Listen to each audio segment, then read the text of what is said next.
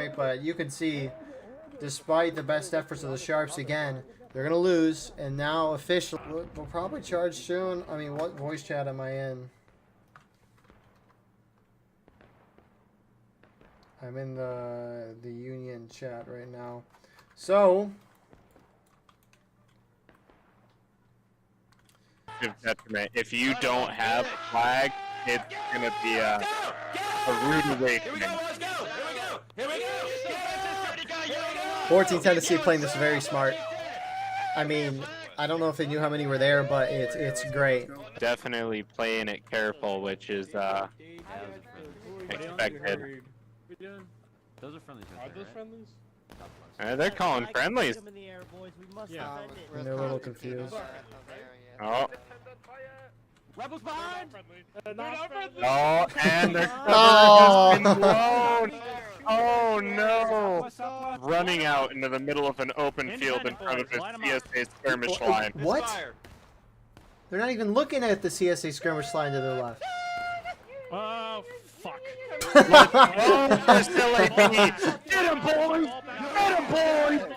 Oh! Oh, you don't see me. You don't see me, dude. I'm friendly. Yo, boys, it's...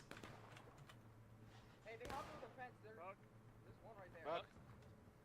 Fuck. I think I Right, guys? right of house. Get her out of the house! Fuck you, suck. Oh, D's, no. Fucking shot, bro. Oh shit! Run! Run! Run! Run away! Run away! Run away! And how is Fletch Fisher not dead with the flag? Is he trying to run it out of bounds? I wonder if that still works. See you, Mr. Flagman. Surrender now and you will be harmed. Surrender now and you will be harmed. Got him! Yes. That's a great quote. Sir. Owens is charging Sir. two Union guys who are retreating from that Come here. charge. I don't know how they're alive, Come here, but now, come on. it's definitely less than last Come round. here. I think there was a lot more Just charging come here. last round. Don't make it harder than it has to be. Come on, come on. Come on, Yankee. Good job, Come Owens. on, You got come one. On, come on. Don't make it any harder than it has to. Mm. It's me and you. I just want to talk to you. How you Oh, doing? they're talking. Alright, I'm okay. I'm okay. I kind of just got warning, so I'm not gonna kill you. Yo, where are you from? What are you? Yeah, he probably just I'm got a from warning Georgia. for I own that shit. Ramboing. Oh, nice. I'm with Yeah. 27th Virginia. Oh shit! Yeah, you're the new guys, right? Yeah. Oh, We're nice. brothers and stuff, but Yeah. Are you liking it? Yeah, it's fun. It's a lot different. Like, look at this. Turn around and look at that. That's just way different Yeah. from War What Brothers. the fuck? It's way different. You see that shit? Yeah, that's crazy. Insane. Yeah, I'll protect you. They ain't gonna kill you here. This is a wholesome Yeah, no, conversation. like, where? We have the plan. Yeah. Alright, well, since we win, do I get to execute you? Yeah, go ahead. Thank you. Good GG. Yeah, well. As we'll turn around and shoot you in the face. You don't like my heavy breathing? No. No, it's bad enough to have to hear my own. For a shell shock here. Hey, hold up, flag. Wait. Wait. You're gonna die out of line. Oh, okay. Not tricking you, am I? Not tricking you today. There ain't nobody in this house is massive. There ain't nobody in this house. I would never dance to go in the big house. Dang. Are you allowed in there? Let me come You don't go in my house, boy! Big house. Stay out of my house! This is my house! Charging in, the officer's saying to the contrary.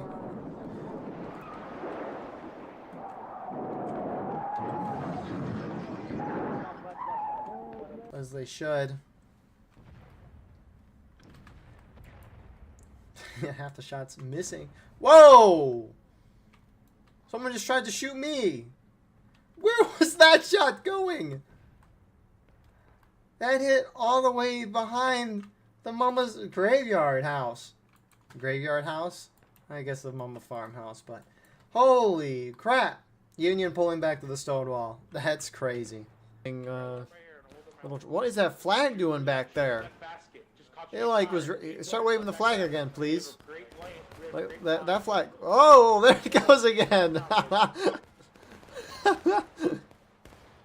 Wait, does it do the same if I go up close to it? Yeah, holy crap. That's a festive flag, the Louisiana flag. I think it's the first Louisiana, so that's that's something you don't normally see. Or be in charge. Don't attack me! I just spawned! Don't do it! Don't do it! Don't! Oh, you did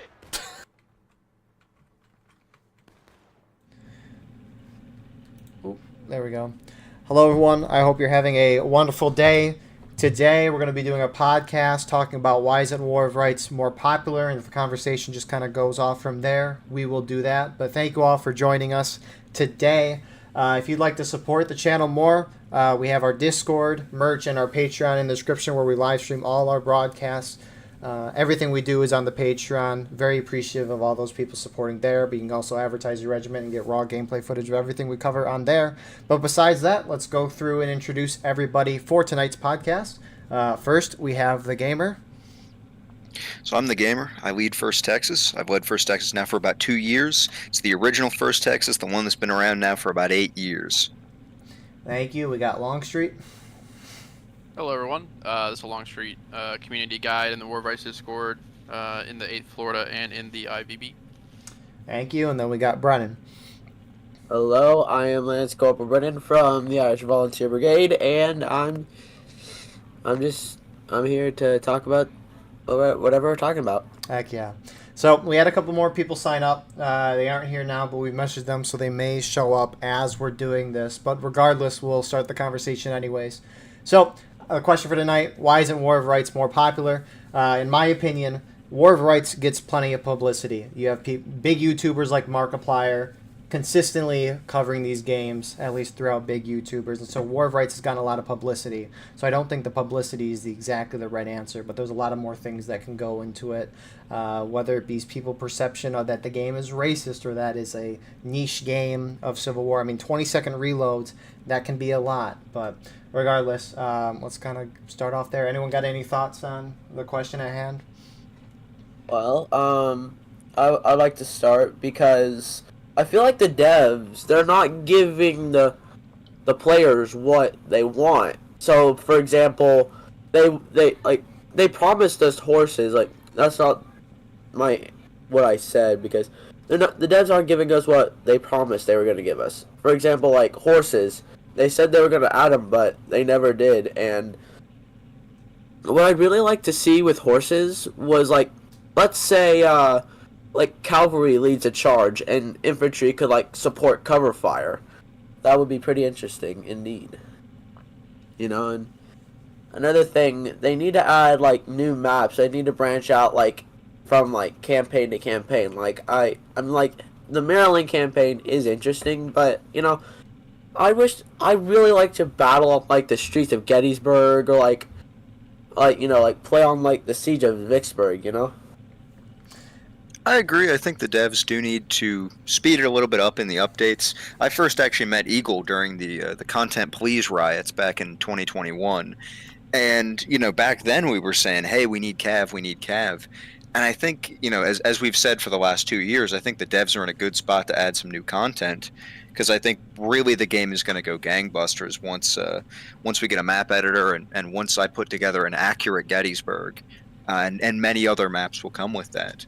But it seems like nowadays, and I mean, I pulled up the Steam numbers just because I was curious, back in those sort of 2021 post-pandemic days, we're kind of up month over month by like 200 people, which isn't a lot, but it's decent.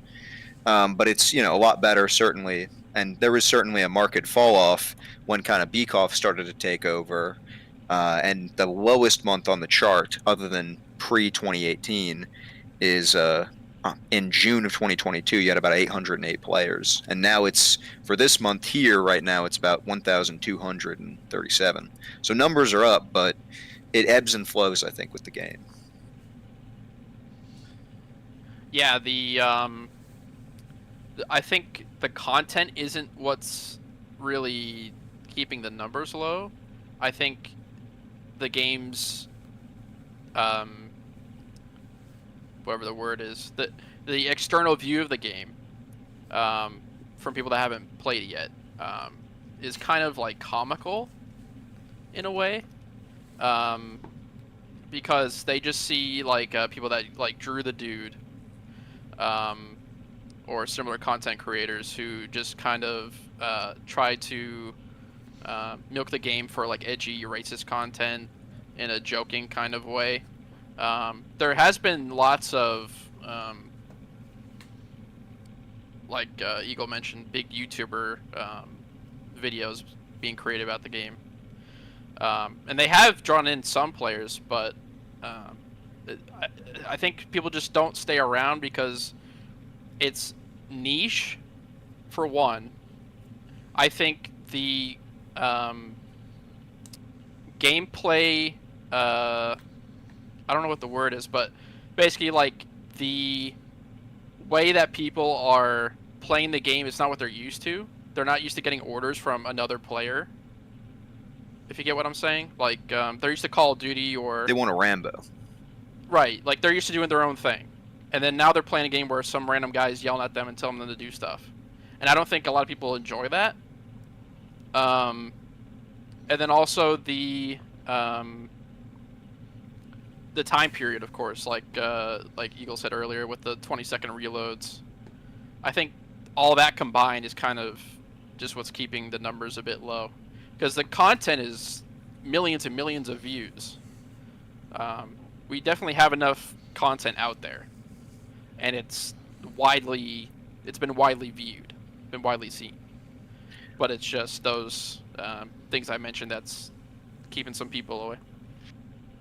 One thing as well I think to consider, I think the timeline of the game doesn't necessarily match up with what the core audience of Civil War history is, and I work in Gettysburg, and I gotta tell you, it's generally 50 plus, and a lot of them aren't as tech savvy for FPS games. I know some of the licensed guides really like, if you've ever played the Ultimate General Gettysburg and Ultimate General Civil War, a lot of them are fans of that. They play all of the real-time strategy versions, but as far as I know, only Gary Edelman of the guides plays War of Rights. So it's generally that kind of group of people isn't as connected with it, and also I think older people have some issues with getting young people into the Civil War as a hobby. There's, and if you're more interested, I can elaborate, but there's some barriers there. But, well, Call of Duty is, you know how, like, when you're playing COD, like you know when you hop into Magic Call of Duty and, like, you either hear, like, Price or Ghost, like, Team Deathmatch, like, you're used to that, but with War of Rights, it's, like, an actual guy telling you to do stuff. And I think that's what makes War of Rights unique, because you're getting feedback in real time from real people. It makes the game unique, and I think that's why the game is so beloved. I think that's why people love the game, For sure. So we kind of hit on a lot of points there, and I will say, for people watching on the stream, feel free to put comments, and we'll interact with them as the thing goes on. And if you have questions, we can take those at the end. But thank you, Diefendorf, for the 10. Greatly appreciated. But we just kind of mentioned a lot of things, whether it be not new content, racism, and the sort of clickbaity type things. Because when people watch other compilations of bigger YouTubers playing the game, they make short videos that are trying to get a lot of watch time, and you get that through putting a lot of funny moments together, not necessarily showing what the game is, among other reasons. So, I mean, do you think that we'll kind of go through the points, starting with no new content? So I guess in terms of what type of content would you want to keep you engaged with War of Rights? I know you mentioned horses, Brennen, and possibly new maps, but what do you think the type of content we could get to keep people interested in the game? Well, I just gotta say, I feel like that maybe we could, like, let's say maybe some new modes, like, what if it's just like a siege mode where you have to hold out for as long as you can, or before the other team kills your entire company, or like maybe, or maybe it's like or maybe it's just like new modes maybe. I think the devs have gotten a lot of mode suggestions. It's weird they haven't acted on many of them. A lot of people have said, "Hey, we want a push mode or like a siege mode," and I think if because right now, I remember a couple months ago, I think it was about 2 months ago, when they put out the dev blog about adding in these new community features, and I was kind of excited for them. I'm a little hesitant to see how they'll land, but I think for some people, especially some of the guys who I talked to who played 2, 3 years ago, Saris is actually one of them, who've told me like, "Hey, I'll come back to play when the game has changed." When it's not kind of the same. And I think that's something where the game has changed in 2 years, but I think there's still kind of that malaise around it. People want faster updates. I mean, based on conversations I know with Longstreet, there's only maybe 2 active developers on the game, and they maybe work part-time. Am I correct in that, Longstreet? I don't know about the numbers, but I do know that I think the devs are working on multiple things. Like, I think they do other projects or jobs outside of War Rights. I think it's not their full-time thing. Well, that would make sense. But were you about to say something, Longstreet, before I said something? Yeah. I was just gonna say, in regards to content, I don't think content would bring that many people into the game more than we have now. I think even if we had Gettysburg, even if we had horses, even if we had hot air balloons, or whatever they're called, the scouting balloons, I don't think there's going to be vast amounts of players coming in. I think it's going to be pretty much the same, if maybe slightly higher. I think that the reasons that I mentioned before, but I'm not going to get onto that topic, we'll discuss that later, but the reasons that I mentioned before, I think, are the primary reasons why the numbers are kind of stagnant. I mean, they have, like Gabriel mentioned, they have gone up and down over the years, but they've kind of stayed in the same general area. And I think that one of the biggest problems is retention. And I think that with the current content, it's very repetitive. The game gets very repetitive. And I think that's a big problem with retention. I think playing the same maps over and over, even if there were new game modes, playing the same maps over and over, I think, is the biggest problem with retaining people. Maybe some community issues in regards to, like, someone having a bad first-time experience with the game, or just having to deal with crazy officers that are a little overbearing and stuff like that. I don't think that's like the major issue with retention. I think it's just content. I think content can increase the number of people, and I think as well with I think it can increase the number of people. I think it would be nice if the devs would, much like they've done with contention, and they could kind of mix it up with new maps. I think it really adds something when they say, hey, we're going to completely reframe how this map is played, because we're used to like Hooker's Push or Burnside's Bridge, or maps in these very sort of one-note way. And when you have kind of a larger map, or you put a different spin on it, I think it really changes the map, but you're in the same space, if that makes sense. I think for community issues, because you mentioned that as well, I think it's really important that, and I think the community is very good at this, but I think we should continue to do, and I mean, I do this quite a bit, but everybody does this, of anytime there's a new regiment, a new group of people, you always try to, new players, you always try to get them into the game in the good way. Say, hey, these are the events you should play. Hey, this is how you reload your rifle. This is a cool tip for firing more accurately, that kind of thing. And I think having a positive community is very beneficial. Yeah, I mean, the first time I got War of Rights, I mean, I just went to like a pub game, and I'm like, oh, and I just thought, wow, and for a while, I just kind of forgot about War of Rights until I'm like, hey, like, I haven't played this game in a while. I want to play this. So then, I got into its community, and that's how I found the Irish Volunteer Brigade, and that's how I got really into War of Rights. I think a lot of us, I mean, this is maybe not a representative sample size, but a lot of us are around because we got into a regiment. You know, I wouldn't still be playing the game if I never, you know, if Saris never said, "Hey, you should join the First Texas." Yeah. But I don't know about, you know, the average person who picks up the game or a person who is a non-regiment player. I mean, the vast majority of people that at least I know of in the community all play in regiments. Sure, you have the public officer Discord, which are people who really like playing pubs. A good chunk of those guys are in regiments too. You truly don't really have a whole lot of people who only play pubs.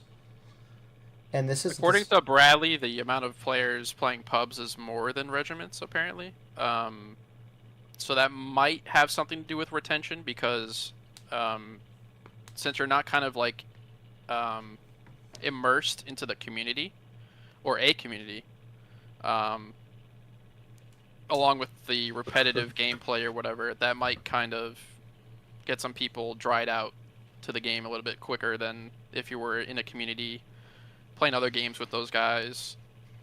Like having a good group of friends to play with, that makes it a little bit more entertaining. Yeah, because I know for myself, because I bought the game and joined the IVB a couple days later, and I played with them for, I think, 2 or so years, and then kind of got dried up, got bored of the game, and then started doing this channel, and love for the game is back, and obviously continued doing this, being a part of the community and active, talking to people like you guys. It's definitely made it worth it and made me want to keep coming back. I couldn't do this if I was without a group of people, so I think that's probably a bigger part of it. Yeah. And we love what you do, Eagle. I appreciate it. Yes, we do. Yeah, man. I mean, you do a very good job with the channel. You're very professional. I've never seen someone as dedicated as you, Eagle. I appreciate it. It's great having you guys here. But kind of going back to the topic at hand. So I think a community is probably a big part of it, and that seems what we kind of agreed upon here. Do we think there, in some aspects, regiments can also push people away from the game? Because I think large groups like IVB, 42nd PA, Corn Brigade, you know, these big groups that have been along for a long time have been great, but I've heard numerous people say, like, Sevi mentions this many times, where he joined a small reg off the rip, and he didn't like it, and then he quit the game for a long time and didn't come back. So I also kind of wonder if that might have a part to do with it. Well, I don't think it's the regiment themselves, but I feel like spawn recruiters, like, sometimes, yeah, I mean, it can get people to join the regiment, but sometimes it just can get a little annoying, because what if someone just wants to play the game, but they have to sit there like while their officer yaps about how the 59th New York is the greatest regiment in the world? Gamer, you're gonna say something? One thing I think, and I don't think a lot of people who are joining prospective regiments really realize this, is it's okay to shop around a little bit. There's a rule back from when we played with the 69th that I really liked. This is Rule 7. The 69th does not change to meet your needs. You are joining a group. It isn't joining you. Try and fit in. And someone isn't going to necessarily mesh with, you know, one group of people. And if it doesn't work out for them, they join another group of people. You know, I would never mesh with like Dimebags guys, or, you know, I would never mesh with. I would mesh with PA, but I wouldn't maybe mesh with, like, I'm trying to think of a group I wouldn't mesh. Maybe the IVB. I wouldn't really get. I don't know, a different kind of culture. You know, sometimes you don't fit into a group, and that's okay. You can try another or make your own. Alright, Cloud's in the audience. Yeah, we're gonna drag him up. Cloud, would you like to introduce yourself? Yeah, there we go. Would you like to introduce yourself? Uh-oh. Cloud, you here? Cloud down. Cloud. Cloud down. Cloud.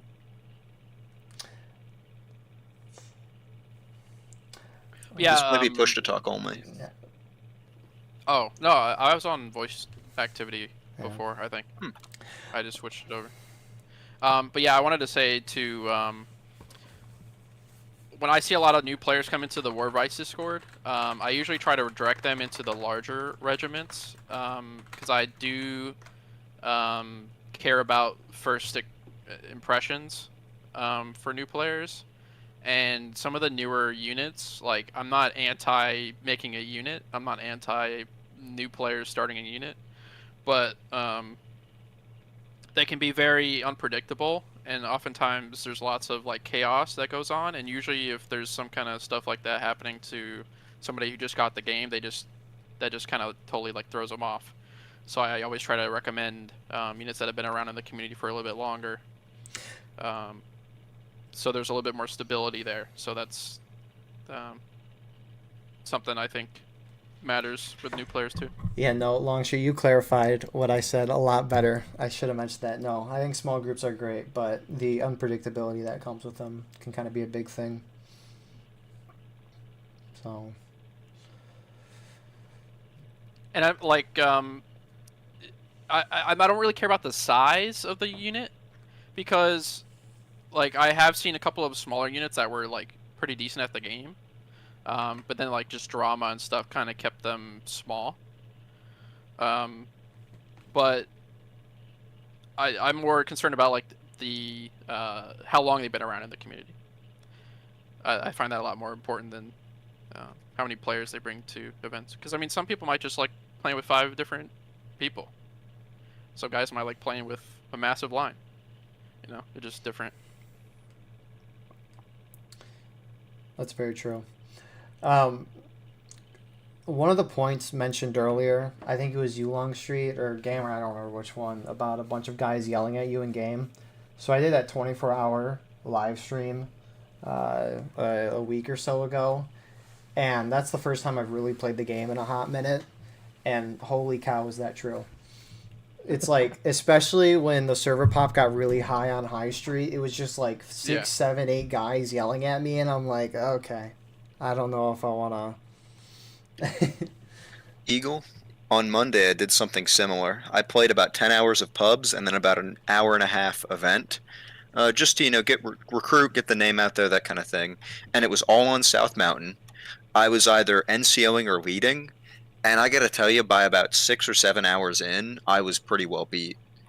So I've been there. I feel you. It can turn people off, certainly. Well, it takes a lot of energy to play, if that makes sense. Yeah. And that goes to what I was saying with like getting ordered around as like a new experience for people. I know Brennen was saying that like in Call of Duty there's like that intro voice line or whatever, but like being yelled at by somebody and like micromanaged by somebody for an hour and a half over and over and over and over and over for all the different rounds is kind of does get tiring. And for people that haven't experienced a game like that or are open to experiencing a game like that, that's probably a big turnoff. Yeah, and I know in Hell Let Loose, which is a very similar game to War of Rights, the getting yelled at doesn't feel as extreme, because if anything, you're working within your squad and just talking within your squad leader. That's one person telling you to do stuff. But in War of Rights, where the maps are tiny and the battlefield is dynamic, things can change really quickly compared to Hell Let Loose, where you'll get an order maybe every once in a while. And from my experience, there isn't a whole lot of yelling in Hell Let Loose compared to War of Rights. Well, that also has to do with like the communication, because in Hell Let Loose, it's not, you don't constantly need to be with those people communicating with them. It's like, hey, I need you to do this, and then it maybe takes them 5 minutes. What's up, man? Probably takes them like 5 minutes to. You're good, boss. Very good. It probably takes them like 5 minutes to do that action or do that order. Right. Or in War of Rights, it's very quick. It's very like, hey, we got to go here. Okay, we did that, so now we have to go here. Okay, now we did that, so we have to go here. Yeah. Like, it's always changing, whereas Hell Let Loose is a lot slower paced. Which is kind of funny to think, because when you hear people say Civil War, you think, 20-second reloads. This is a slow-paced game when it can sometimes vary. Do this, do that, move this, move that. So, anyways, Cloud and Bus are here. Cloud, is your mic work? There we go. So, Cloud, would you like to introduce yourself? Yeah, what's up, Cloud? From A&V, their 1st Alabama Cavalry Regiment. And then, Bus, would you like to introduce yourself? Go ahead and go to launch.org for me, everybody, and go ahead and join the First Delaware. Regardless, what was the question that we were talking about? So, why isn't War of Rights more popular? Was the gist? Right, I know that. Yeah, I get that. I was just wondering what Longstreet was talking. Yeah. In general. Just in terms of comparing like War of Rights to Hell Let Loose, because I think, in my opinion, anyways, Hell Let Loose is the most similar to War of Rights in terms of what it is, and it doesn't necessarily like Hell Let Loose has a lot of players, and so that's kind of where the question comes up. And we were talking about how in War of Rights, everyone is in the same voice chat. And so the officers, NCOs are constantly telling you what to do. They're constantly yelling. You can constantly hear everybody. It can be a mess. There's people wearing sound pads. It's kind of a lot. People yelling at you for just an hour or so can just be a while. But compared to Hell Let Loose, where it's much more slow pace, it takes a couple minutes to do stuff. You're only in really one group chat with your officer. The answer to this is very simple.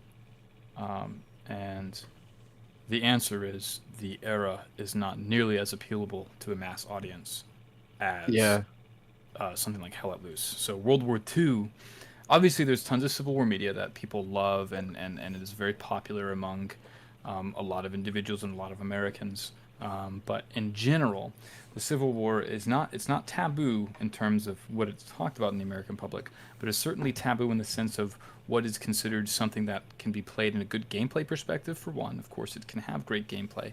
And then the secondary factor to that is how much media there is, okay? So when you have Saving Private Ryan come out, that pushes the World War II scene into this ecosphere of constant Hollywood. Band of Brothers comes out a couple of years later, and The Pacific comes out, and you have this drove of World War II video games that tons of people were playing in the late 90s and early 2000s. Call of Duty got their first, 3 or 4 guys? Is it 3 or 4 CODs? 3 games. The first 3 games, but then they had their spin-offs as well. The Civil War had that after Ken Burns's as well, but it was not the quality of the games weren't good. You have History Channel Civil War, and then you have like Darkest Days and stuff like that. What's another Civil War game that was in the early 2000s? Console release. They had that the other History Channel stuff, the first-person shooter. Scourge of War. Yeah, well, that's what I was thinking of. I was gonna say, other than like those you named, no other like first-person games. That's for sure. Yeah, there's some RTSs in there, and that's been a big thing. But I think counter to that someone may offer is Holdfast. Holdfast is huge, and it's still huge. Not as big as it used to be, but it's still huge. And I think the reason why something like Holdfast, which is what I would compare Eagle rather than Hell Let Loose, because Hell Let Loose is, yes, it's a similar game, but it's a completely different era. It's not a musket kind of thing. Whereas Holdfast is musket. It is more fluid in its combat, and it is less serious and less important of a topic in modern eyes as something like the Civil War. Sorry if you heard that. Somebody's got a fart car outside.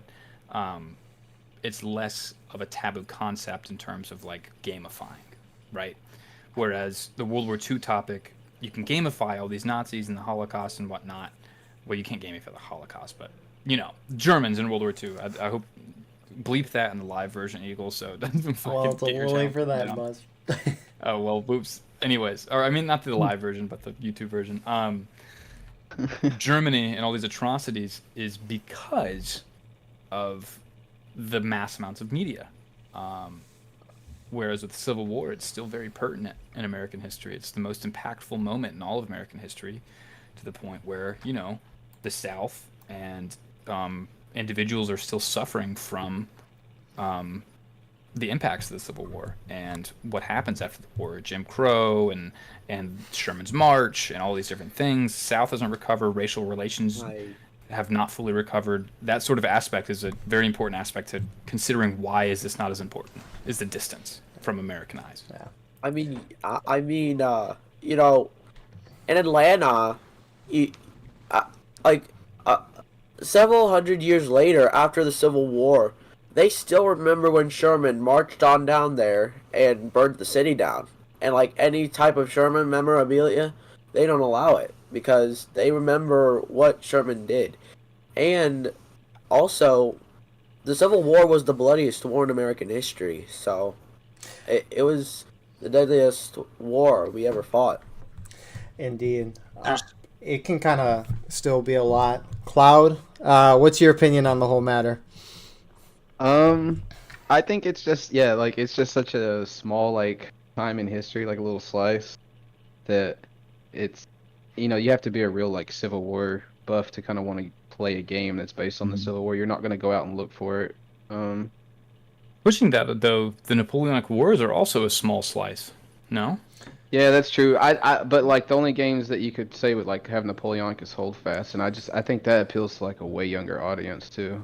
Yeah, and I would say because of the colors, because it is so colorful. I think that is a genuine aspect for all, not just children, but all human beings, is you have this attractive color market where it's something that you can turn off your brain. War of Rights is such a realistic experience. Not realistic, but it's very neutral tones, always very neutral tones, When you have that bright colors, the flags that stand out, that is very striking to a lot of people and what people want to shoot at for, 2 reasons: to stop the respawn, but also because it's a striking piece that you can see.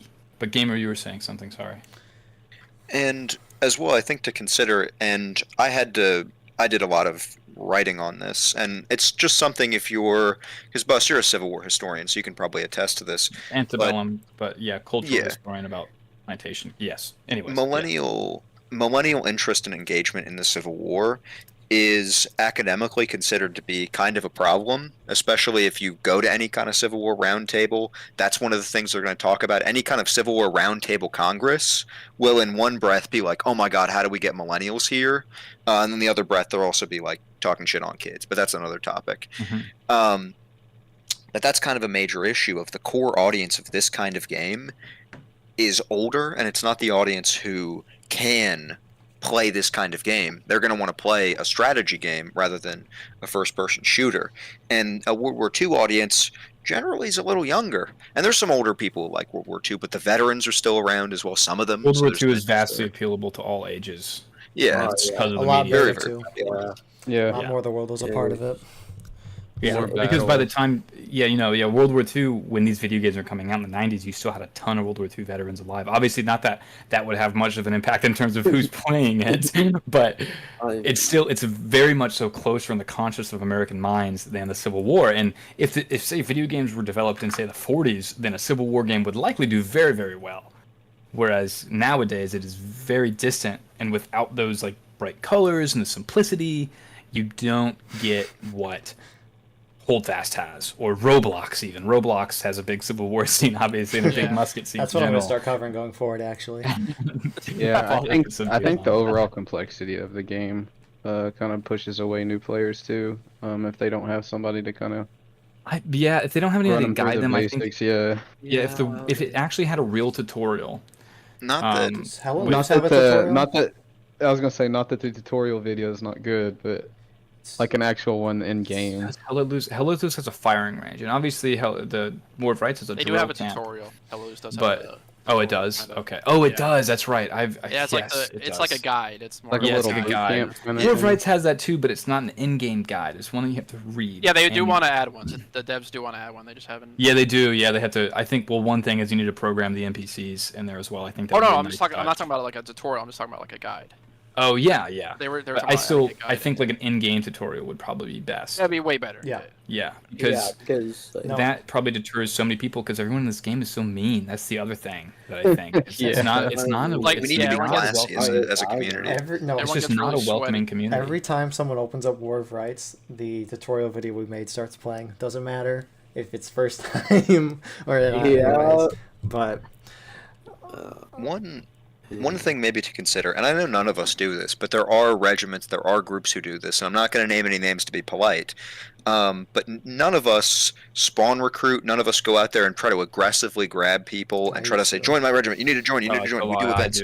Jason And does. like people who kind of like, it's like a dozen people in a drill camp who like chase you down to join their group, and they won't show you how to play the game until, you know, until you join their group and you join their company tool and you join their Discord, and, you know, it's like, that the I think can be a dog world out there. I think people just got to let go a lot of times in terms of always wanting to recruit. And the other thing is towards recruits, you know, in game it's a little bit different. But whenever I see like a recruit join, like say the War of Rights coordination, this is a perfect example. One of the guys that he's a very good guy. He's a good friend of mine now, Ryan. He's a first sergeant now because we needed to promote some people in order to do coordinations. Ryan went into the War of Rights. Gamer might remember this. He went to the War of Rights coordination Discord and he asked if he could join an event, and everyone just basically blew him off because it's like linked to like this is how you get into the fucking things, and everyone was like, "What the fuck are you doing here? You have to be in a fucking regiment. Get the fuck out of here!" And so I recruited him. I was like, "Hey man, here's how you get in." But I saw how everyone else was reacting. I'm like, guys, one, this is a fucking opportunity to recruit somebody, and two, it's like, why are you being fucking dicks to this guy? Yeah, who wants to play a War of Rights? Yeah, I can't speak on everybody. I can only speak on my own experiences. But just this week, or just actually this event last night, there was a gentleman who or a couple days ago actually now, there's a gentleman who wanted to play in the event and was kind of getting his group up and going. And I was like, hey, you can just tag along with us. You know, no chill, no stress. And I think if more of us did that, and I think many of us do, I think we'd have a better community. People probably don't know. I mean, people when they hop on the server browser for the first time might see the lock symbol and be like, "Oh, I want to get in these events," but there's nothing in the game directing you on how. Yeah, to a lot do of people that. want to do that exactly. Yeah, so those locked. I mean, Hell Let Loose doesn't direct you either. You know. Right, but that's what I find interesting. In Hell Let Loose, in the times I've played, I have never been asked to join a Hell Let Loose clan group, whatever.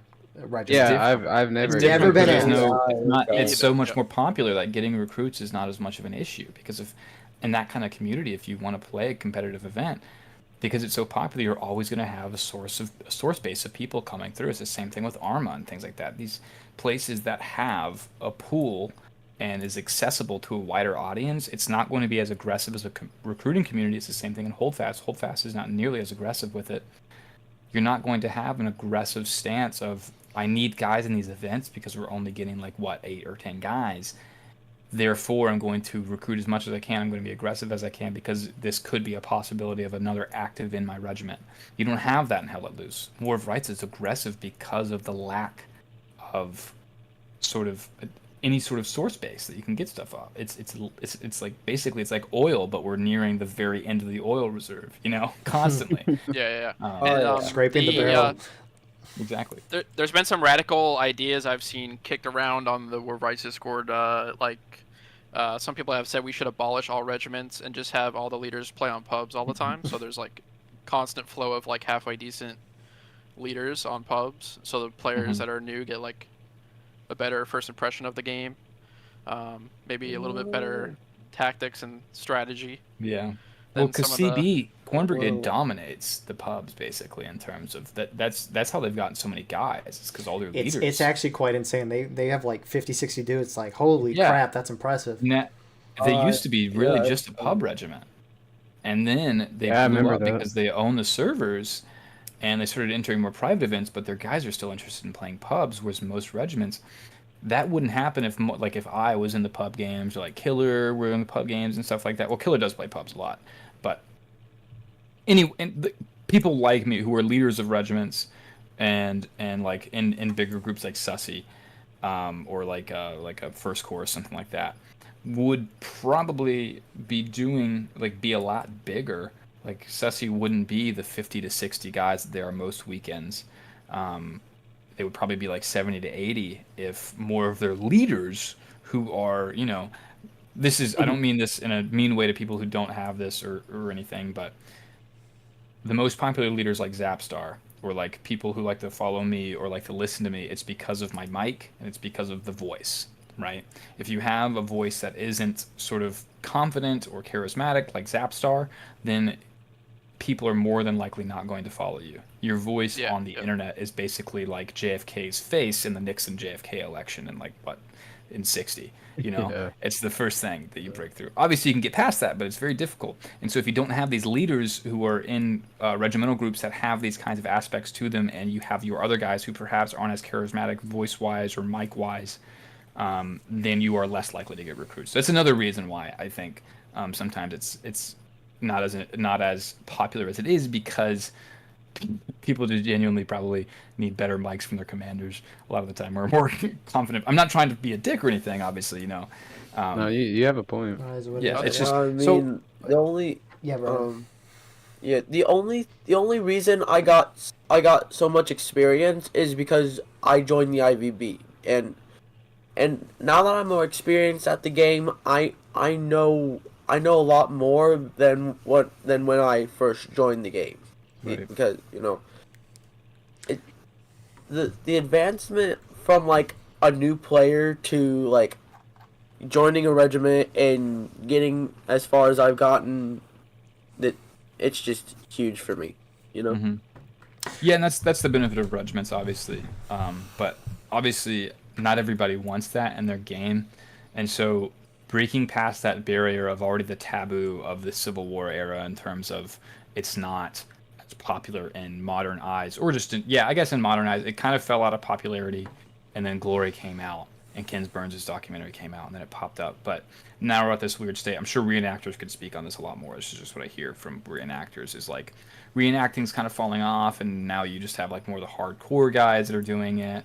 And there's like a few, but it's not really growing like it was in the early 2000s, So to get to that point that you're talking about, Brennan, it would be difficult.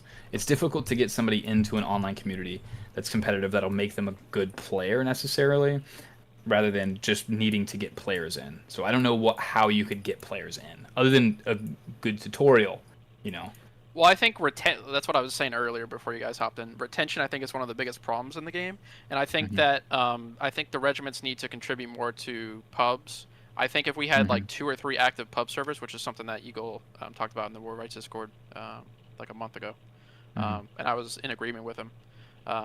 If we had like a better first impression, more active servers, more competent leaders, maybe a little bit more of a not lighthearted, but less like super sweaty, try hard, scream at the new player kind of attitude. Yeah. I think that would really improve retention for players that are just going into the pubs and not just going straight into regiments.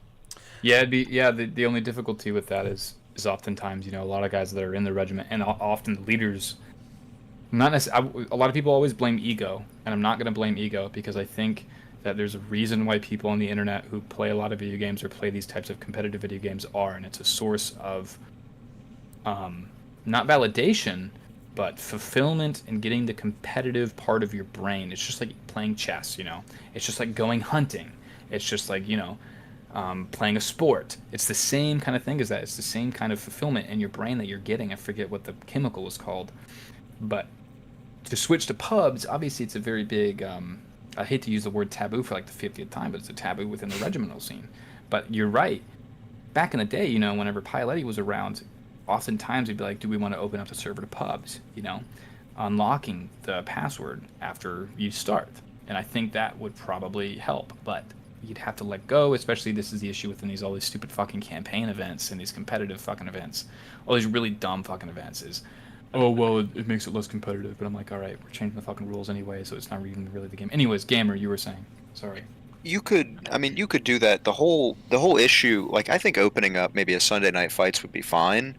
Maybe 2 servers open up both, but part of the problem, I think, of trying to get regimental leaders, and it's not necessarily their fault, but a lot of them are just busy. We're not in the pandemic boom anymore. Zapstar, LaBelle, even someone like Saris, who played a lot during the pandemic, or Vankovsky, who played a lot during the pandemic. Now they've got to go back to, hey, I've got a job that needs me for 8 to 10 hours a day, and I've got family commitments, I've got these kind of things. And it's almost paradoxical that the best people to lead the regiments, people who are late 20s, 30s, that kind of age, a little older, more mature, are also the people with less time. And the people who can play the pubs a lot and play games a lot are generally kind of the younger guys. Let's look at the Yeah, Steam that's- charts really quick. Have you guys already looked at the Steam charts? I got them up right now. Gamer cooked it up at the beginning. Yeah, I got that up right now. I got Harper's Ferry numbers, I got Antietam numbers, and Gettysburg numbers, but we haven't So right gone. now we're down at we're at a 3% down rate from that earlier, and it's really not that much. Okay, so we're War rights has consistently been growing over the years. It's still 1,200. In March of 2024, what update came out in March of 2024? Because it ups to almost 1,400 there. It's dropped about 200 years. That's I think the big thing is Wasn't I don't that the 350 update? Oh, I don't know. There was on Steam. There was one update. I don't remember when. The live stream that I did of it is still up, but the developers released a beta branch for an update that they shortly did afterward. And I downloaded the beta and live streamed it, and I got like 50, 60 people watching that stream over a new War of Rights update. Totally artillery. This was this year. Oh no, you hadn't made Wasn't the it channel musicians? yet. Yeah. No, musicians was a while ago. This was this year. Let me. Oh, this year. Must have been either. Go into the forms update or log. those Let me or look. contentions. Because. Well, contention was last year, wasn't it? Let me I think see. the only big update this year was the 350. It was 6 months Yeah. ago when I did this live stream, March This 5th. This is a thing that I would like to see, but I also think would keep retention is, and don't hate me when I say this, I'm not saying this in like actual battles, but some sort of form of AI or some sort. You know how Battlefront 2 bots has like yeah, well, not necessarily bots on the battlefield, but like Commander battles. Just a different not mode necessarily with commander AI. Units battles. in the background fighting. Units in the background fighting. You know what I mean with Battlefront 2, where you have these sick ass fucking yeah. battles. It would add a lot to the ambience, and I think because I guarantee you the zombie update was to test out NPCs or fucking like AI. They said That it was for fucking- horses, right?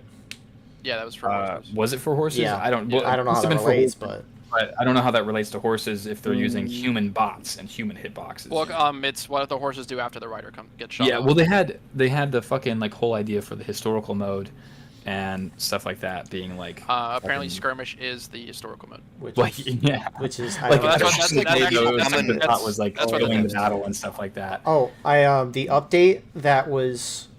Wait, I've had it and I lost it. Give me a second. Keep going. That's like when people come in the chat though and are like, "When are we gonna get cavalry?" And people are like, we already have cavalry." If you're talking about No, horses, Okay. My point with that is I think more ambient things like that, or like because the battlefield feels so empty a lot of the time when you're on a 100 or 150 player server in pubs and Stop raising the count. But there's sounds in the background. Yeah, when there's sounds. I'm just I joking. don't feel like there's like World War II sounds just put in the Yeah, you background. have those like slight things that are like very Machine distant. like that sound- Stuka, the Confederate Stuka. So it sounds like it's like that update in March was the network overhaul where they released deep water rating, right. fall damage, new customization, improved voice chat, and that was it. That was kind of a pretty big update though. Not well, really. Wasn't that the 350? They For some Or am I people, they were mistaken? very no 350 was disappointed. later. No, that was around when they added the 10-second to 5-second flag change. we got Yes. 60 seconds because that was the live stream. They fucking spawned the boats in. Yeah, I don't think so. I wasn't there for that, unfortunately. I remember The the 350 voice. players was later in the summer. Was it on roulette in the pond when they spawned the boats? Yeah, that was amazing. I Yeah, missed that They was- did that, and they was did it really on nice, yeah. Burnside too. They would Molex in one of the events spawn the boats across. I mean, Molex, he's awesome, dude. Molex spawned the boats, and people crossed Burnside's bridge with the fucking pontoon boats. It was awesome. Oh yeah. But anyways, Yeah, him and Futters were doing that. in terms of retention, I would say the One new map a tutorial, month. more ambient things. I don't know if a new map would fix any of this at all. I think maybe it would I don't know make if Regimental I don't players know if come just back. bots in the background would add retention. I think a I new think it map would set add more would. ability. So here's the thing, right? The developers release contention and conquest with a bunch of new maps. We have 3 map packs. There's a lot of areas that aren't being used.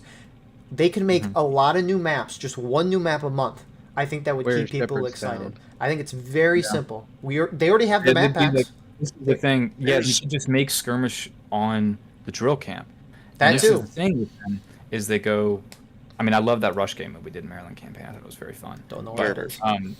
The thing is, they always talk about, oh, this is the Maryland campaign. We're doing just the Maryland campaign. I'm like, okay, doing just the fucking Maryland campaign. The entirety, except for Maryland Heights, of Harper's Ferry is fictional.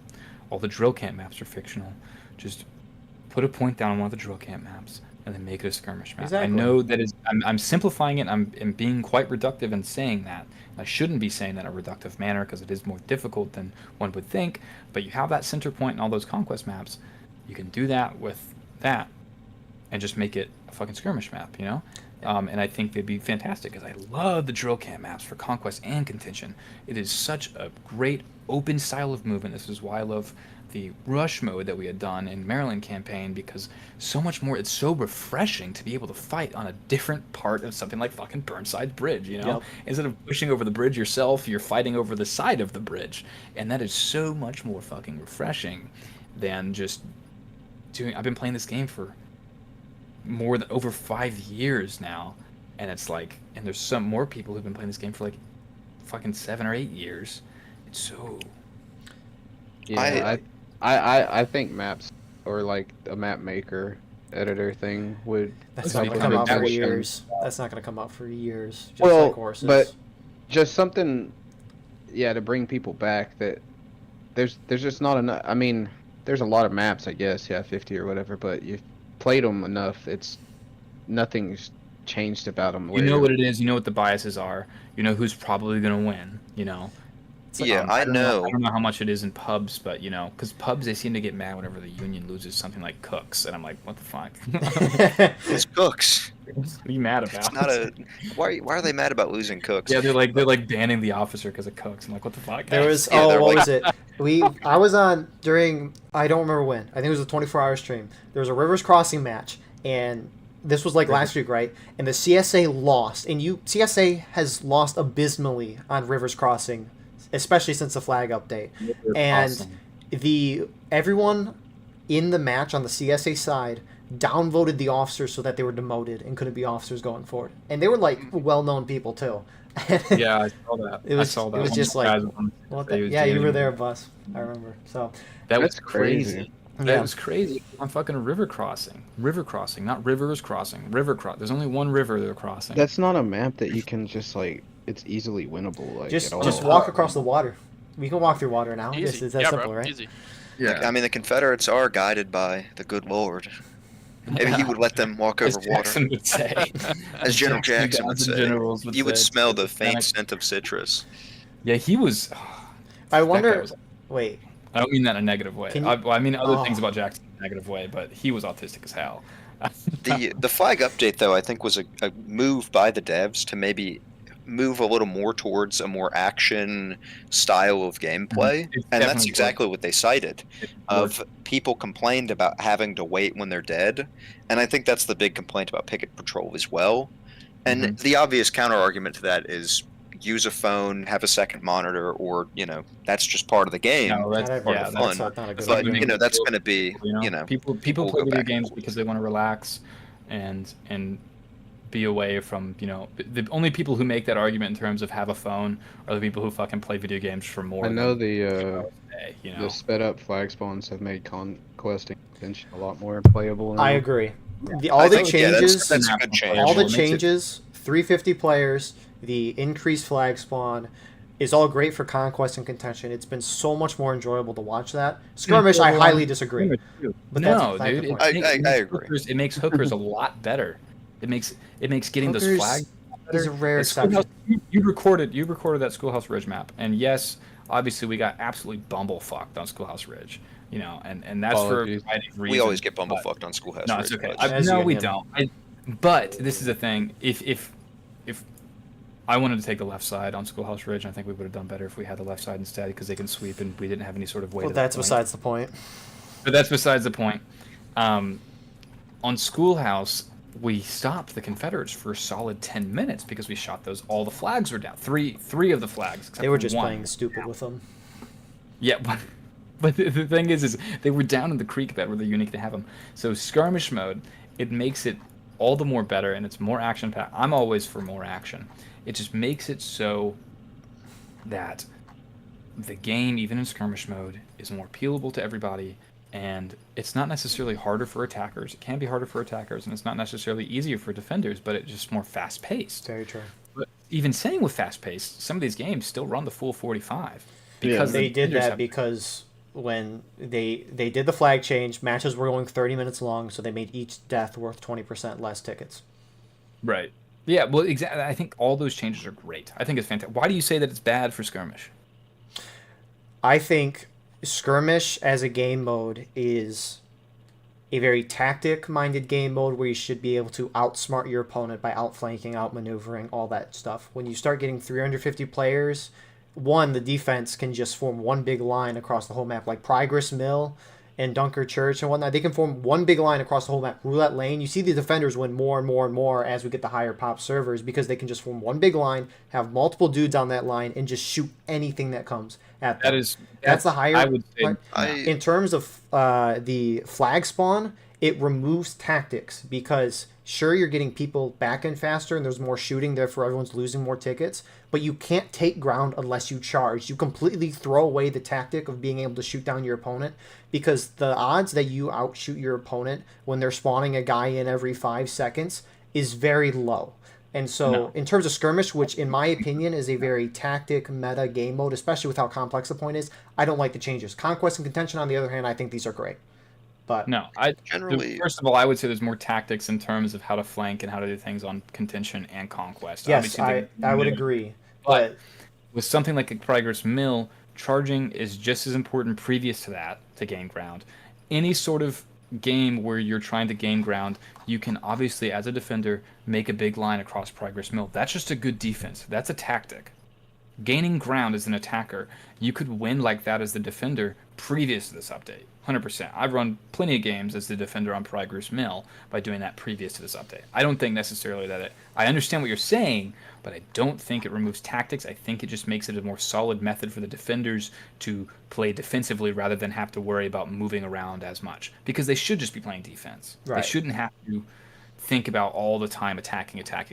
It makes a more defensive meta rather than a more attack meta like Sussy used to do, and that's Sussy often has struggled, I'd say, until more recently when this is what I notice whenever I come back. Sussy often struggles with the concept of playing strictly defensively because the tactics of Sussy has traditionally, this is last year, last 6 months, last year, has always been this charging meta. And that, relates back to what LaBelle formulated and what I did and Collector did with Union 2 core. It's always this charging, and Sevi as well, a charging meta sort of game. And now the game is less so charging meta, especially for defenders. Right. We gotta start wrapping things up here. But yeah, your point's very fair. I much more like an aggressive meta, so that's my take. But that's a conversation for a different day.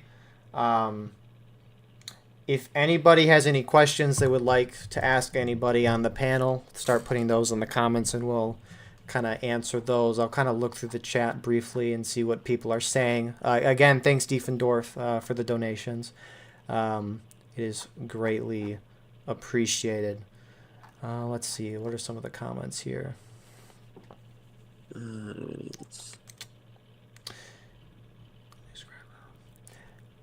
Start popping them in, guys. I will say, just because we have a little bit of time, I pulled up the numbers for Gettysburg, and this year it's about 750,000. And pandemic 2020 was about 500,000-ish. 2017 was the last time it's been 1 million, and it kind of hovered around 1 million. Oh, for visitors? For about 7 years, yeah, for visitors, visitation.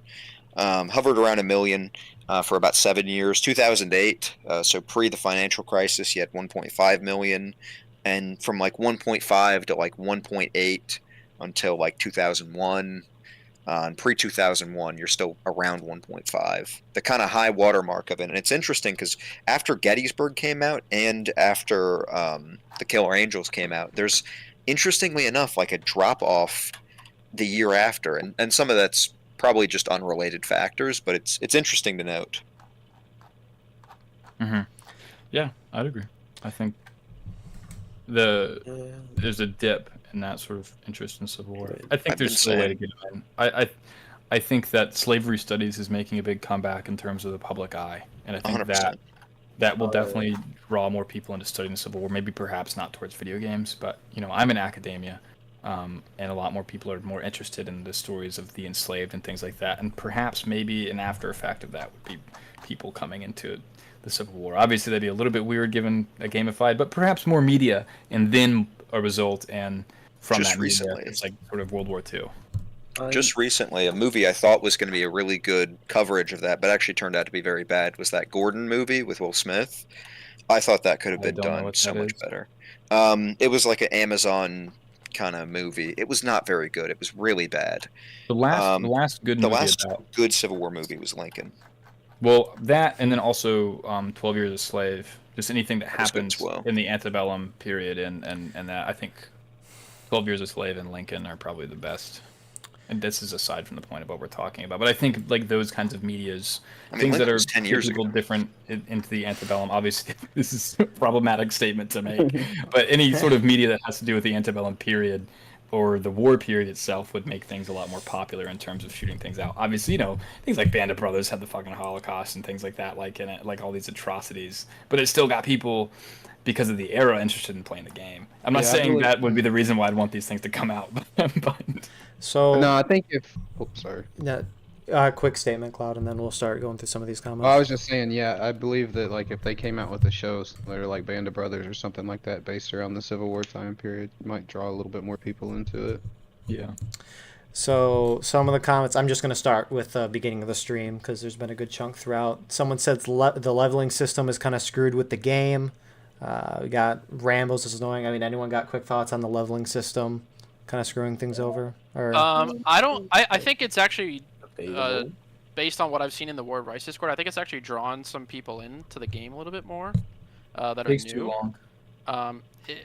People have different opinions on like if it takes too long, it's too short, it's unnecessary, blah blah. But I think it's just something extra that new players can kind of get immersed into the game. Not immersed, but it just gives them something to work towards, so it makes them play a little bit more.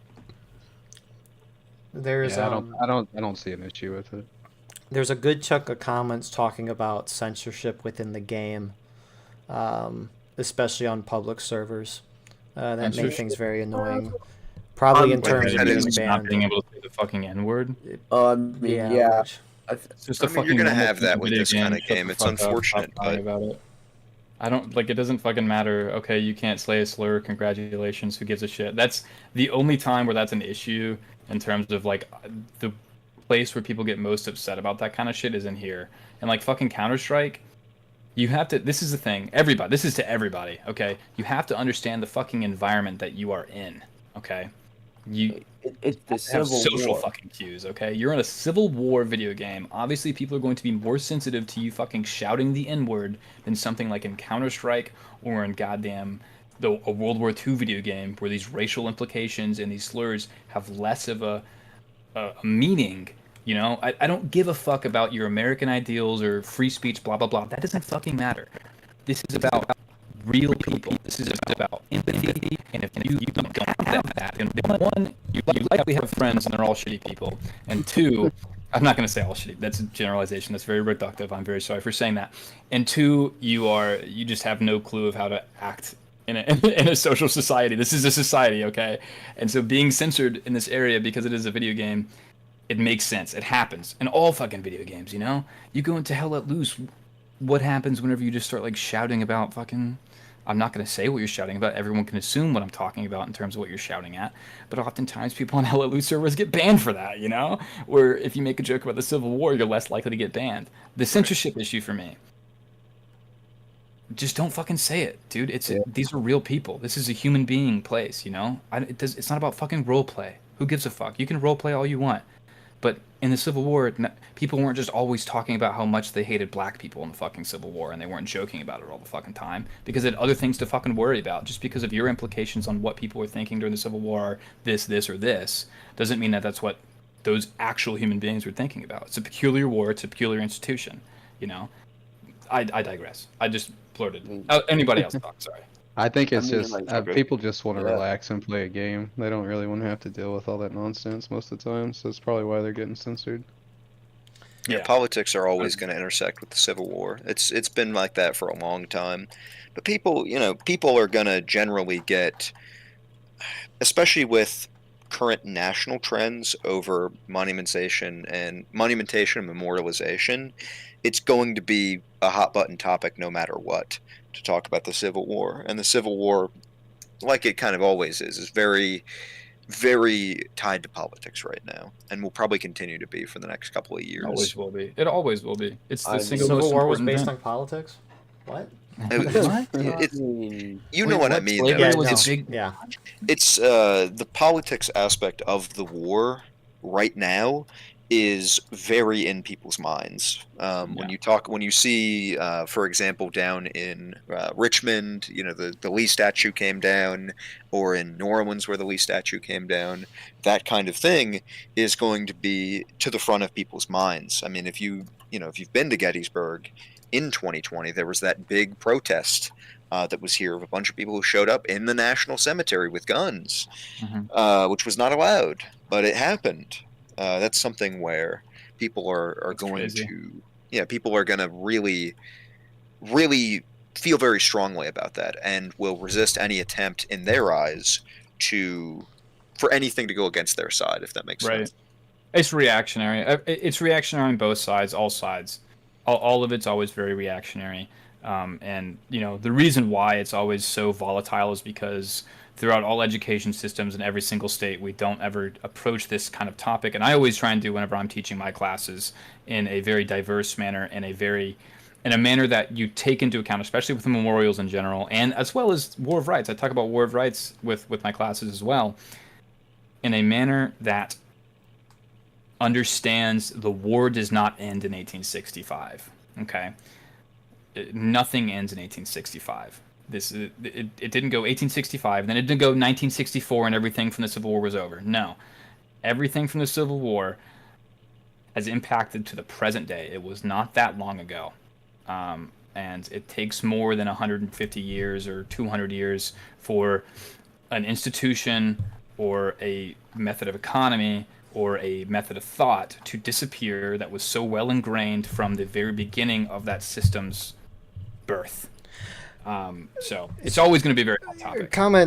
There are a couple of comments have been showing up. I want to address them. Someone just said deleting comments from chat is probably part of your problem. The 2 messages that you sent, you retracted yourself. I haven't deleted a single comment this time.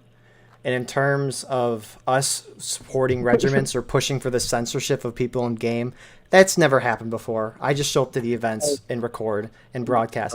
If anything, out of all the people who consistently cover War of Rights, I probably am the one who allows the most stuff on my channel, because a lot of these other guys who cover War of Rights broadcast mute everybody in game. They don't even risk it. They don't care. And I leave everyone unmuted because it's an important part of the game. Eagle comes up to me and he knows what the fuck I say. So if anybody is in the comments saying anything about me or what I'm saying, you should fucking hear me in game, motherfucker. Shut the fuck up. So, again, and if to anybody that is in the comment section, I'd love to have you on a podcast in the future or something like that. I think it would be great. I can't. I for the life of me cannot believe of all the people to make that claim of Eagle. That's ridiculous. When we just recently, and I'm not going to name the name of the event, had someone who was recording, and I'm not going to name their name. I'm going to be very classy, very respectful. I'm going to name it. We had fucking Kowtow. We had Kowtow who was like, "Hey, I want admin permissions on your server because I'm recording." And because I want to make sure everybody, is respectful and this and that. And that's a noble goal, but come on. Isn't cursing, not just not saying the N-word, but is not cursing. Not even cursing. People. Yeah, that was insane. Not yelling fuck at somebody. But anyways, continue to the next question. Yeah, no, but regardless of all that, if anyone in the comments disagrees and ever wants to chat about anything, my DMs are open. Or if you ever want to join the podcast to talk about issues and whatnot, we would love to have you here. I think just productive conversation is the best way to go. One comment we did get from Complex here was, does anyone here think that adding a map editor would increase retention if the devs put restrictions on it, such as requiring the maps to be approved to be played on public matches? Yes. Yep. 100%. Oh, yeah. If it opens it. Yeah, sure. As long as private matches can play their own maps, sure. That would increase a lot of interest in the game. 100%. It brings a whole new lash of people, and I know for a fact it'd bring like at least 5 of my really active guys back. Yeah, it could be as Sarah's simple comeback. as like letting us just move the point around on skirmish, or like, you know, stuff like that. Like if we can only edit pre-done maps, fine. Like, but it would allow for different stuff to happen. I see people regularly on the War Vice Discord asking when they're adding Gettysburg and different. Oh, I mean, if they ever added battles. Gettysburg, it would. I mean, you'd see the player pop increase like a lot. Right, but I'm just saying that's like something that retention-wise and also attention-wise, attention to the game would draw a lot of people in. Oh yeah.